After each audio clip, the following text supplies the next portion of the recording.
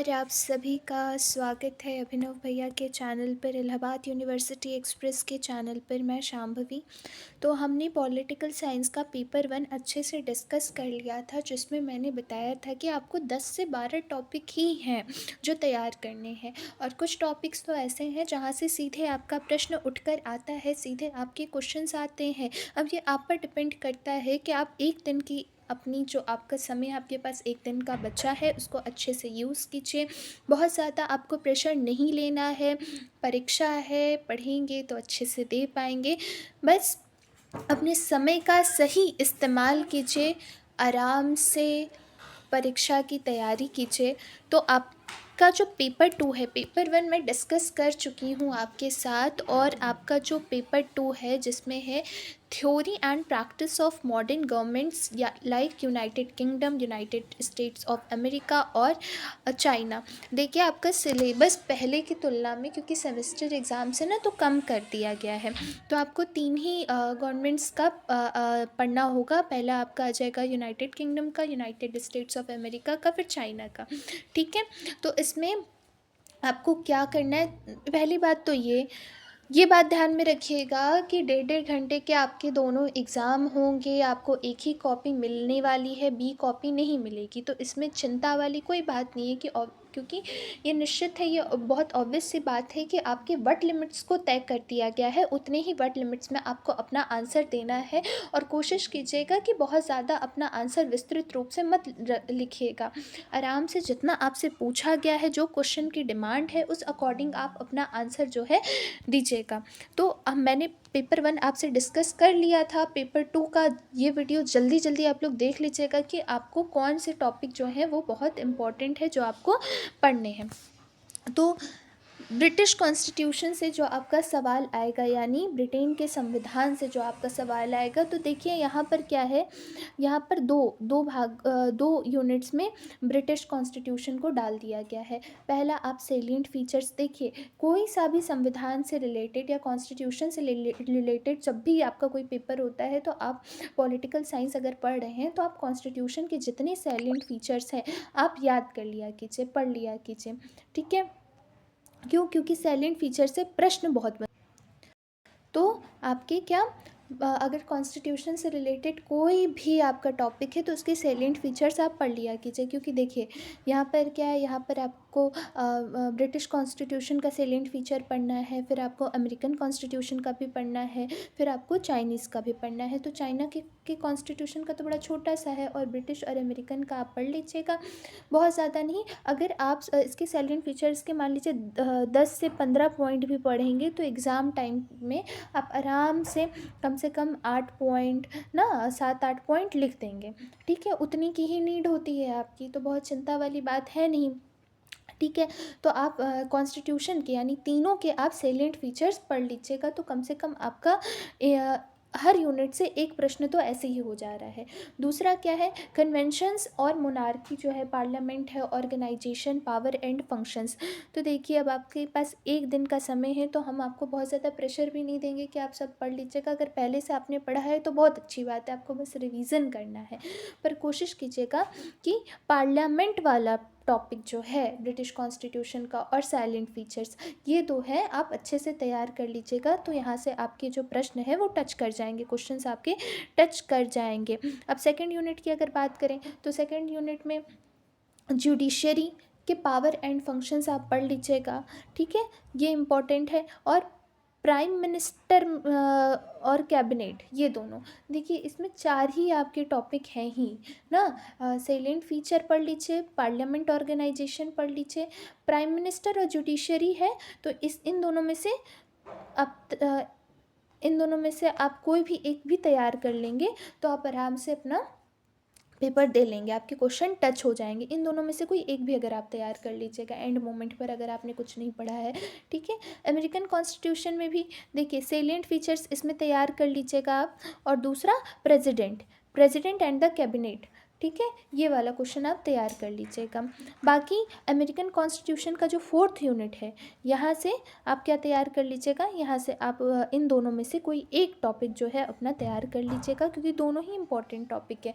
क्योंकि आपका सिलेबस इतना छोटा है ना कि कितना भी हम काट छाट कर लें, हम बहुत आपको काट छाट करके नहीं बता सकते हैं कि ये मतलब इतने छोटे सिलेबस में भी देखिए मुश्किल से आपके 1 2 3 4 5 6 7 8 4 यूनिट में 8 टॉपिक्स हैं। अब 8 टॉपिक्स हैं तो 8 टॉपिक्स में से अगर आपने 5 भी अच्छे से तैयार कर लिए, सेलिएंट फीचर तो आप सबका तैयार करेंगे तो 3 तो ऐसे ही हो गए ना। उसके अलावा आपने 4 क्वेश्चन अगर अच्छे से तैयार कर लिए तो आप आराम से अपना एग्ज़ाम दे पाएंगे। ठीक है, तो या इसमें से भी आप कोई एक टॉपिक अच्छे से तैयार कर लीजिएगा, या तो कांग्रेस पढ़ लीजिएगा या तो सुप्रीम कोर्ट पढ़ लीजिएगा, जो आपको इतनी एक दिन के अंदर जो आपका कॉन्सेप्ट जिस टॉपिक से जल्दी क्लियर हो जाए वो पढ़ लीजिएगा।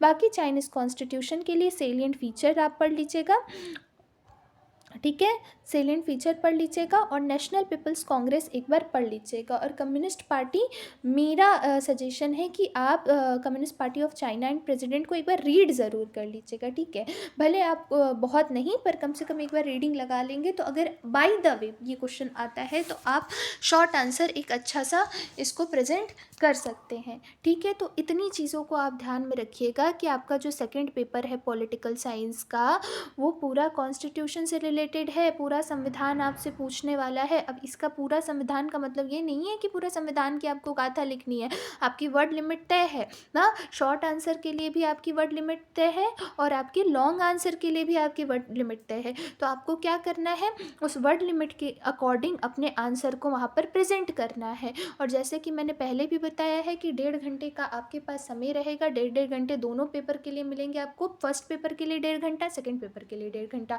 बी कॉपी आपको नहीं मिलेगी, आपको एक ही कॉपी मिलेगी, और एक कॉपी में कोशिश कीजिएगा कि आपसे जितने भी प्रश्न पूछे जाएंगे उसको बहुत उसकी प्रेजेंटेशन अच्छी रखिएगा। ठीक है, प्रेजेंटेशन अच्छी रखेंगे तो मार्क्स अच्छे मिलेंगे। बार बार कह रही हूँ, प्रेजेंटेशन में कोई कमी मत छोड़िएगा। पहले भी बताया है कि इंट्रो से शुरुआत कीजिएगा, डेफिनेशंस स्कॉलर्स की डालिएगा, फ्लो चार्ट बनाइएगा, उसके बाद पैराग्राफ में आंसर राइटिंग कीजिएगा ना, पॉइंट्स डालिएगा। तो ये सारी चीज़ें जो हैं फिर आप जाके कंक्लूजन पे आइएगा। तो ये सारी चीज़ें अपने आंसर राइटिंग फॉर्मेट के लिए तैयार रखिएगा और माइंड को अपने प्रिपेयर कर लीजिए, क्योंकि कल आपकी परीक्षा है और जीवन में पहली बार आप परीक्षा दे नहीं रहे हैं। बोर्ड के एग्ज़ाम्स देकर आप ग्रेजुएशन में आए हैं, फिर आपने CUET का एग्ज़ाम दिया है, तो ये कोई पहली परीक्षा नहीं है जिसके लिए आप बहुत ज़्यादा नर्वस हो जाएंगे, बहुत ज़्यादा हताश हो जाएंगे, निराश हो जाएंगे कि भाई अभी हमें आए हुए कितने दिन हुए, हमारी क्लासेस ही कितनी हुई और हमारी परीक्षाएं आ गई।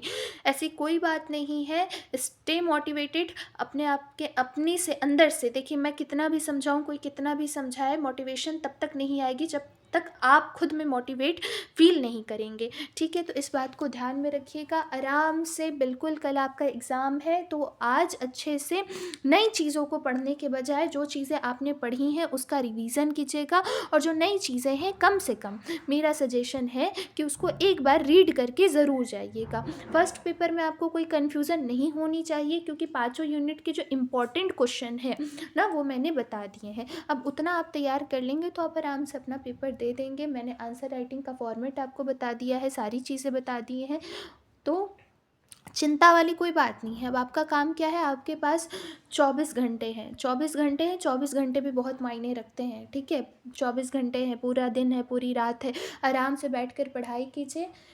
कोई बड़ी बात नहीं है, बिल्कुल मन लगा के पढ़ाई कीजिएगा तो आपका आराम से पॉलिटिकल साइंस का पेपर हो जाएगा। और देखिए, नंबर की चिंता मत कीजिएगा, बस इतना फोकस रखिए कि आपको कल जाना है, पेपर देना है, हर प्रश्न का उत्तर लिख के आना है, कोई क्वेश्चन आपको छोड़ कर नहीं आना है। टाइम को अच्छे से मैनेज करके जाइएगा, पर कम से कम अब मैनेज करके जाइएगा और कम से कम स्ट्रेस लीजिएगा। ठीक है, नंबर की चिंता मत कीजिएगा। अगर आपने पढ़ाई की है, आपने मेहनत की है, तो ये निश्चित है कि आपको अच्छे अंक प्राप्त होंगे। एक बार फिर बता दे रही हूँ कि 2 यूनिट ब्रिटिश कॉन्स्टिट्यूशन का है आपके, तो 4 में से कम अगर 2 टॉपिक भी अगर तैयार कर लीजिएगा, एक टॉपिक की रीडिंग मार लीजिएगा, तो आपके 3 टॉपिक कैसे यहाँ से तैयार हो जाएंगे। सेम आप अमेरिकन कॉन्स्टिट्यूशन में कर सकते हैं कि 4 टॉपिक है, 2 बहुत अच्छे से तैयार कर लीजिए। ठीक है, एक की रीडिंग कर लीजिएगा।